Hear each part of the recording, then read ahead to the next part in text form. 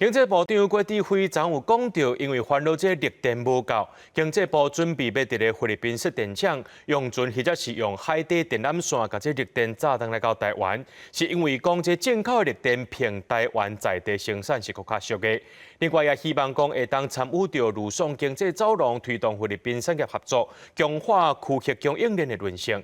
就学者认为讲相关的条件来甲看，正适合台湾去布局。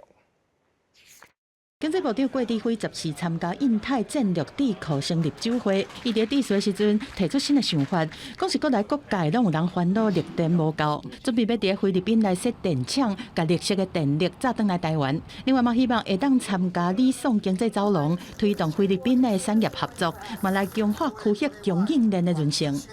我们在菲律宾建这个电厂，透过船运啊。透过这个海底电缆啊，都可以达到这个目的。新加坡，他们是在澳洲买这个绿电，那澳洲到新加坡4800公里，现在从吕宋到台湾只要300多公里。我们买到的绿电价格应该会低于在台湾发展的这个困难。它还是拥有一定程度的人口红利那再加上菲律宾的这种劳工，他们。技术劳力它的有语言优势所以说其实我觉得是蛮适合在那边布局。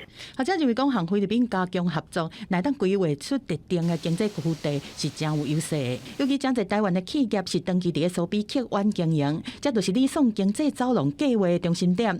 再去郭志辉参加台北纺织展，讲到伫菲律宾设厂只是拄开始想，还未上路的时程表。不过中央大学讲座教授梁启源也提出问题。我们在其他的地方去发展绿电，那是不是我们有这样的一个等于抵换的观念也算在国内变成说我不排碳那但是不排碳算不算这个 RE100是一个大问题。